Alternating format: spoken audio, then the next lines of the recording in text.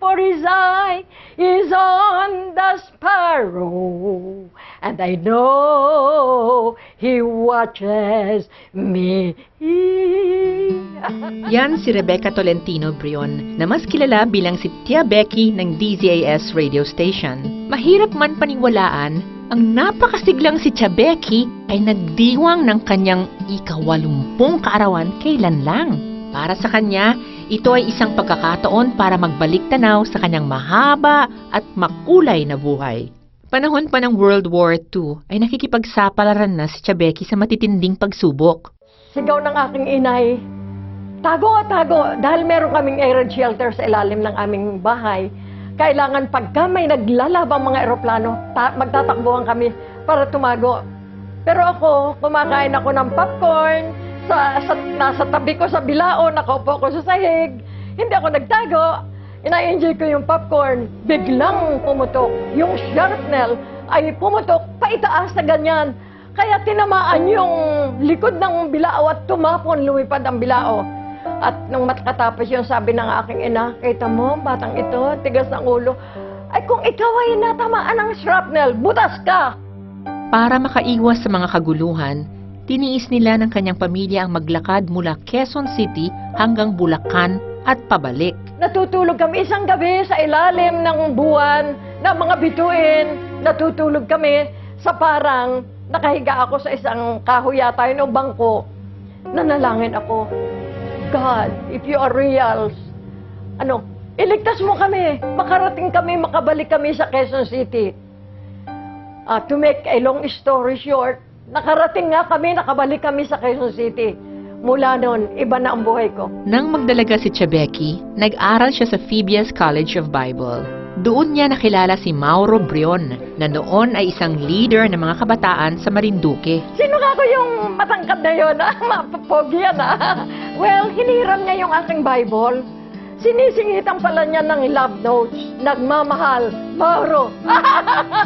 Nag-ibigan at nagkatuluyan sina Mauro at Becky. 2 taon matapos makasal, isang malaking hamon ang hinarap ng mag-asawa. It was 6 months on the family way. Ako'y nagkaroon ng infection, kidney and bladder infection. At ako'y nadala sa ospital. At kailangan ako operahin, aalsin ang bata, aalsin lahat-lahat. Ibig sabihin, hindi ako magkakaanak. Ako'y mahilig sa mga bata. Hindi ako pumayag. Iniuwi na ako to await my death. Nakahiga ako ron. Ako'y nanaginip. Nakita ko ang aking sarili na nagtatatakbo sa isang meadows. Gandang-ganda. At ako'y nagtatatalon. Ako'y naglalaro doon. At nakarating ako sa isang lugar na may isang tunnel na napakadilim. Sinilip ko, ang dilim-dilim ng tunnel. Pero sa dulo ng tunnel, may isang ilaw, may nagliliwanag. Walang ano-ano, nakita ko, nakaluhod ako. Sa harap ng Panginoon, hindi ko nakita ang kanyang mukha dahil ako'y nakaluhod. At ang sabi ko sa kanya, Lord, kung ako'y pagkakalooban mo ng kanang buhay, ako at ang aking asawa at ang aming magiging mga anak ay maglilingkod sa iyo habang kami ay nabubuhay. I was dying. Akala nila patay na ako. Bigla akong umupo at sabi ko, oh, ako pahingi ako ng tubig. Bago ako nila nabigyan ng isang basong tubig, nagtatakbo na ako papunta sa CR. At bumalik akong wala na akong sakit, na wala na ang aking pamamaga. Masayang masaya ako. Matagumpay na isinilang ni Tia Becky ang panganay niyang si Joy at 4 pang mga anak ang nadagdag sa pamilya Brion. Ngunit hindi pa doon nagtapos ang pakikipagtunggali ni Tia Becky sa mga karamdaman.